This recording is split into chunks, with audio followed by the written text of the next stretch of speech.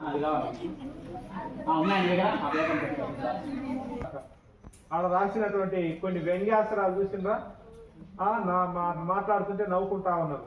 కాబట్టి అలాంటి వ్యంగ్యాస్త్రాలు కూడా లేకుండా ఇంకేస్ మన కాడ ఉండిండొచ్చు. వాటిని మన సరదా కోసం చేసేటే కాబట్టి ఎటువంటి పరిస్థితుల్లో ఏవి కూడా సీరియస్గా తీసుకోవచ్చు. కొన్ని సందర్భాలలో ప్రతిపక్షాల వాళ్ళు మంత్రిగా ఉండేటటువంటి వాళ్ళని అంటా ఉంటారు, ఏమని నువ్వు చెప్పినవులే ఇదే నువ్వు పాటించేది అని. అది వ్యక్తిగతంగా తీసుకోకూడదు, అర్థమైందా? అలాగే నీకు తెలిసినట్టు లేదు అని మంత్రులు అంటా ఉంటారు ప్రతిపక్షాల వాళ్ళను. నీకు తెలిసినట్టు లేదు, చదువుకున్నట్టు లేదు, కొంచెమన్నా బుర్ర ఉపయోగించు అనే పదాలు కూడా ఉన్నట్టు పోయినసారి ఉన్నట్టు అనిపించింది నాకు. కాబట్టి అది సరదాగా ఇప్పటి వరకు మాత్రమే పరిమితము, మిగతా ఎక్కడ కూడా ఏమీ లేదు. వాటిని దృష్టిలో పెట్టుకొని ఉండండి.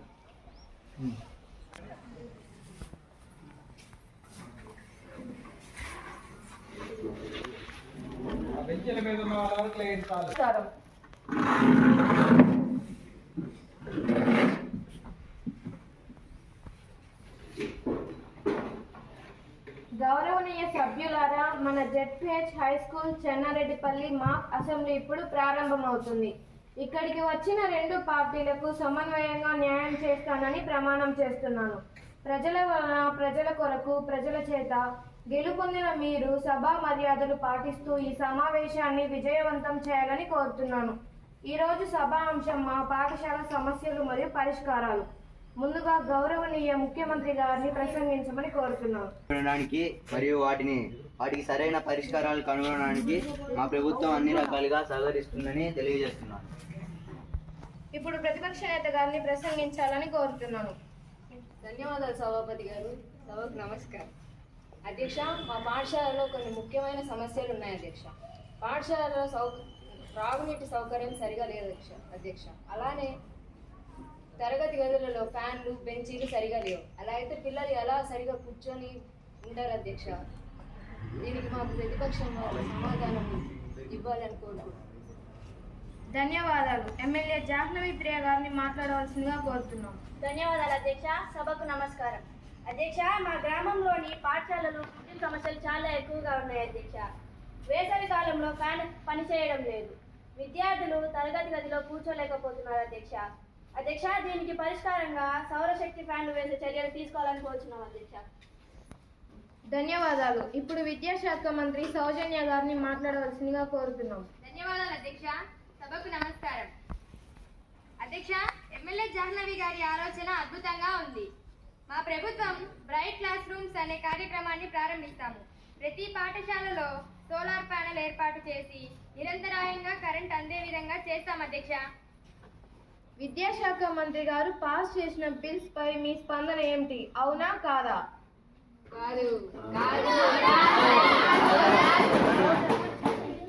ధన్యవాదాలు. ఇప్పుడు ఎమ్మెల్యే సాయి కుమార్ గారిని మాట్లాడవలసిందిగా కోరుతున్నాము. ధన్యవాదాలు అధ్యక్ష. అధ్యక్ష, మన పాఠశాలలో మరో సమస్య ఉంది.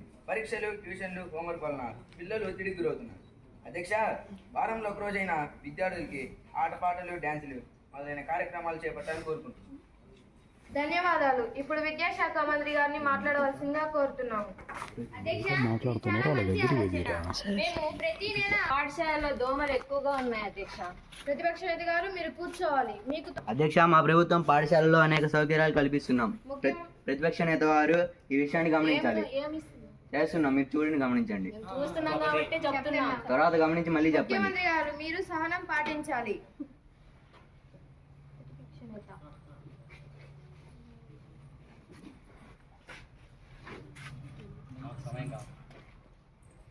మాకు సమయం కూర్చోవాలి. ఎమ్మెల్యే శివకుమారి గారిని మాట్లాడవలసిందిగా కోరుతున్నాము. ధన్యవాదాలు అధ్యక్ష. సభకు నమస్కారం. ఈ పాఠశాలలో క్లాస్ రూమ్స్ శుభ్రంగా ఉంటున్నాయా? పిల్లలకు అంటువ్యాధుల గురించి అవగాహన కల్పిస్తున్నారా? పాఠశాలలో దోమల బెడద ఎక్కువగా ఉంది. ముఖ్యంగా మా సోషల్ టీచర్కి మరియు ఉపాధ్యాయులకు, విద్యార్థులకు దోమల బెడద ఎక్కువగా ఉంది. దీని నివారణకు మీరు ఏమన్నా చేయగలరా? ధన్యవాదాలు. ఇప్పుడు ఆరోగ్య శాఖ మంత్రి గాయత్రి గారిని మాట్లాడవలసిందిగా కోరుతున్నాము. ధన్యవాదాలు అధ్యక్ష. అధ్యక్ష వాళ్ళు ఇన్స్టాగ్రామ్ లో రీల్స్ చూసి మాట్లాడుతున్నారు అధ్యక్ష. కొంచెం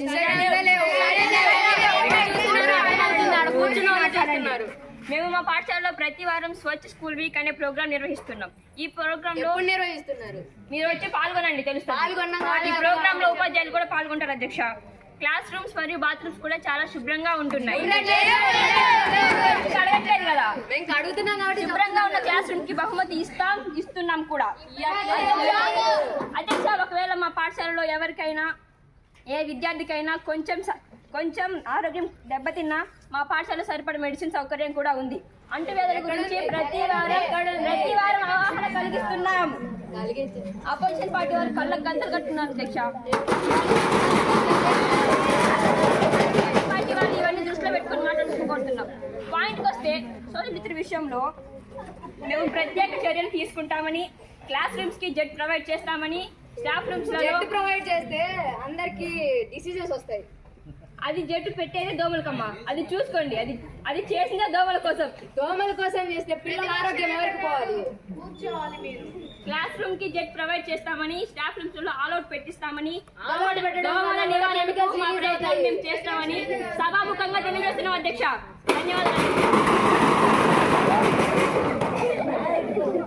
ధన్యవాదాలు. ఇప్పుడు ఎమ్మెల్యే క్లాసీశ్వరి గారిని మాట్లాడవలసిందిగా కోరుతున్నాను. ధన్యవాదాలు అధ్యక్ష. సభకు నమస్కారం. అధ్యక్ష, పాఠశాలలో కూరగాయ మొక్కలు మరియు ఔషధ మొక్కలు పెంచాల్సిందిగా కోరుచున్నాము. ఇప్పుడు పర్యావరణ శాఖ మంత్రి రూపా గారిని మాట్లాడవలసిందిగా కోరుతున్నాము. ధన్యవాదాలు అధ్యక్ష. అధ్యక్ష, త్వరలోనే నా మొక్క నా మిత్ర అనే కార్యక్రమం ప్రారంభిస్తున్నాము. అధ్యక్ష, అందరికీ ఒక మొక్క ఇచ్చి దానిని సంరక్షించే బాధ్యత విద్యార్థులదే. ధన్యవాదాలు అధ్యక్ష. ఈ ప్రభుత్వం అందరినీ బురిడి కొట్టిస్తుంది అధ్యక్ష.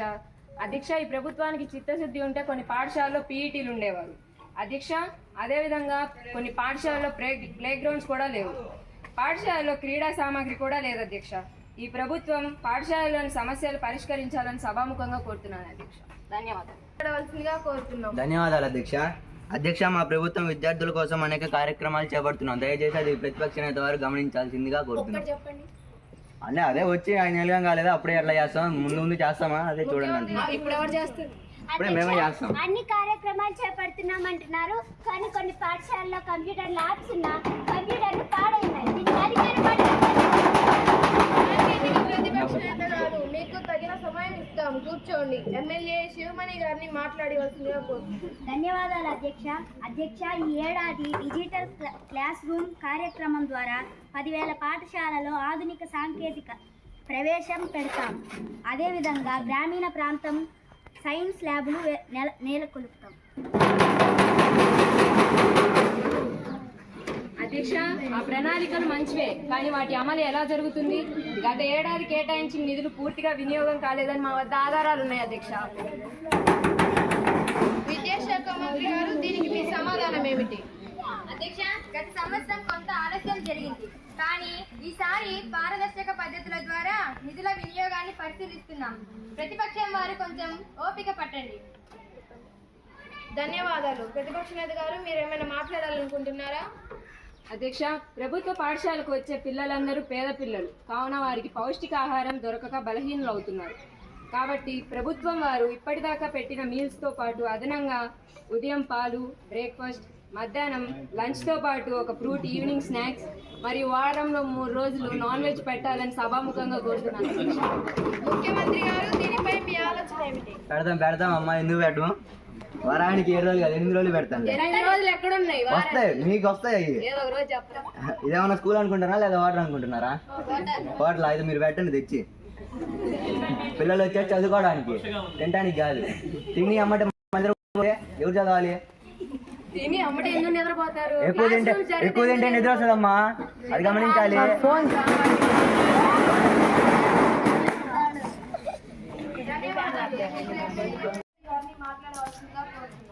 అధ్యక్ష, పాఠశాల ప్రాంగణం పరిశుభ్రంగా ఉండటానికి ప్రభుత్వం వారు ఎటువంటి చర్యలు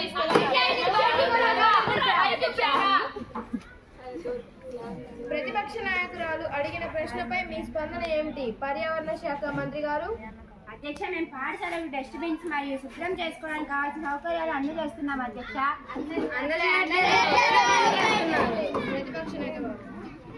అధ్యక్ష, పిల్లల భద్రత కోసం సీసీ కెమెరాలు అందిస్తున్నారా? ముఖ్యమంత్రి గారు దీనిపై మీ సమాధానం ఏమిటి? అధ్యక్ష, ఈ ఆలోచన బాగానే ఉంది. మేము భవిష్యత్తులో ఈ ఆలోచన అమలు చేస్తాం. భవిష్యత్తులో అమలు చేస్తే వర్తమానంలో ఎవరు చేస్తారు? అది ఇప్పుడే వచ్చాం కదా, ఒక 2 నెలలు అయినాక అమలు 2 చేస్తాం. నెలలు అంటే ఆ 2 నెలలు సరే, రేపే అమలు చేస్తాం. చూడండి. చేయండి, చూస్తాం.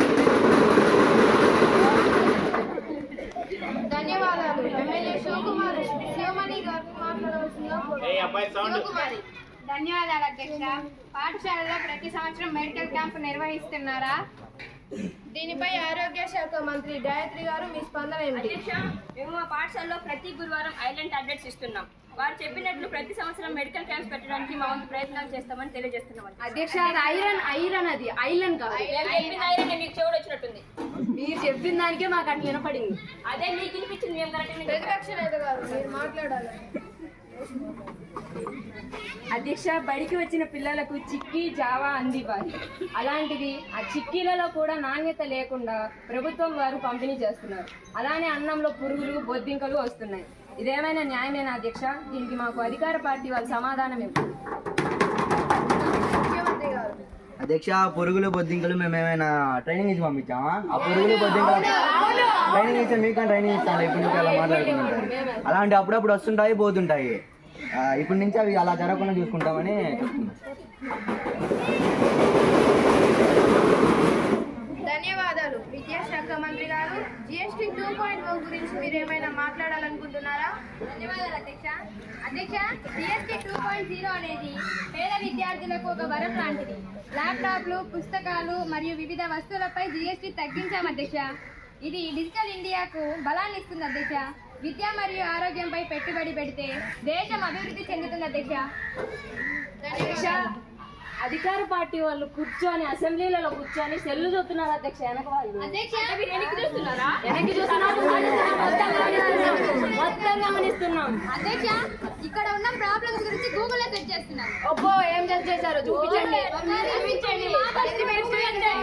గూగుల్లో నుండి ఒకసారి చూపించండి. అది ఇప్పుడు అలవాటు. అదే చూస్తున్నారని చెప్పండి. ధన్యవాదాలు. ఇప్పుడు ప్రతిపక్ష నేత గారు మాట్లాడవలసిందిగా కోరుతున్నాను.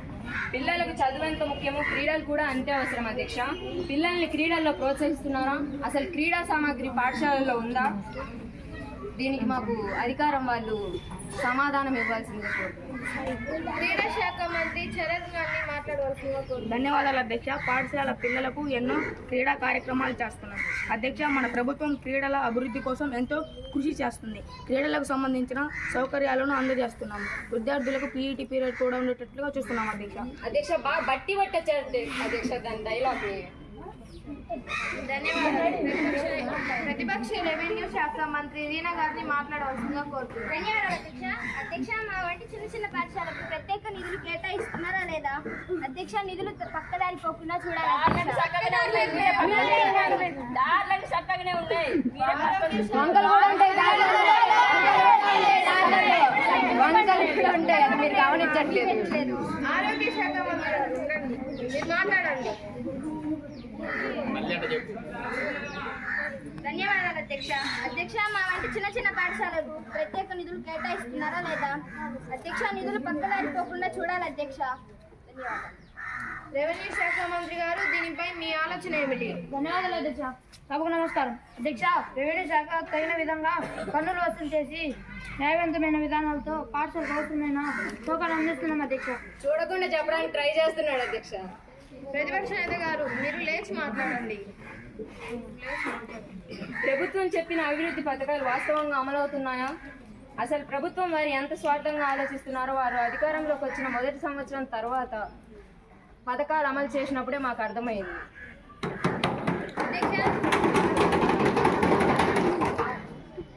మొదట ఒక బిడ్డకు మాత్రమే పరిమితం చేసిన అమ్మఒడిని కుటుంబంలో అందరికీ అందించేలా చేశాము. ఇందులో స్వార్థం ఏమైనా ఉందా అధ్యక్ష?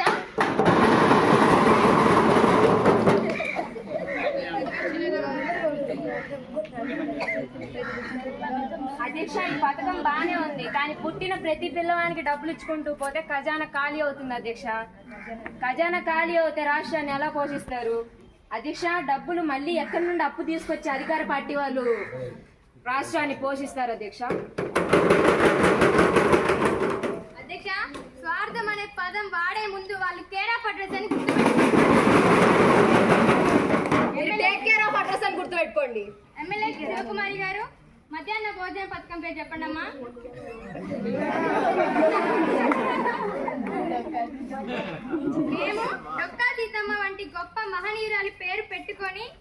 ఆదర్శవంతమైన మంచి పోషక విలువలు కలిగిన రుచికరమైన భోజనాన్ని పిల్లలకు అందిస్తున్నాము.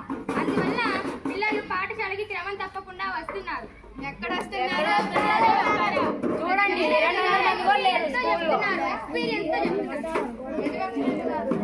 దీనిపై మీ సమాధానం ఏమిటి? అధ్యక్ష, వీళ్ళు గొప్పగా చెప్పుకునే మధ్యాహ్న భోజన పథకం పత్రికలలో రోజు చూస్తున్నాం అధ్యక్ష. వీళ్ళకి సరైన మార్గనిర్దేశత్వం లేదు. పథకం అమలు తర్వాత ఇప్పటి వరకు పర్యవేక్షణ అధికారులను కూడా నిర్వహించలేదు అధ్యక్ష. వీరు తినడానికే సరిపోతుంది, ఇంకా పిల్లలు పెట్టడానికి ఏం సరిపోతుంది అధ్యక్ష? మధ్యాహ్న భోజనం కోసం ఇక్కడ విద్యాశాఖ మంత్రి అయిన నేనున్నాను, ఆరోగ్య శాఖ మంత్రి అయిన గాయత్రి గారు కూడా ఉన్నారు. అది గమనించుకొని మాట్లాడండి. గమనించుకొని మాట్లాడుతున్నాము, మళ్ళీ గమనించుకొని మాట్లాడండి. మీరు కూడా గమనించుకొని మాట్లాడండి. ప్రతిపక్ష నేత గారు, ముఖ్యమంత్రి గారు మాట్లాడారు, ఉండండి.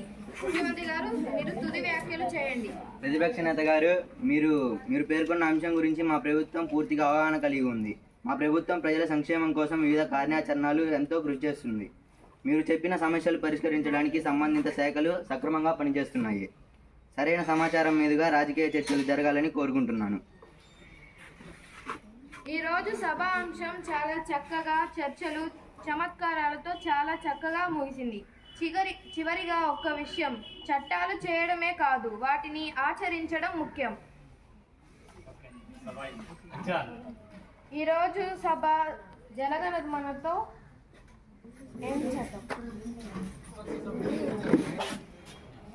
Now says adjourn.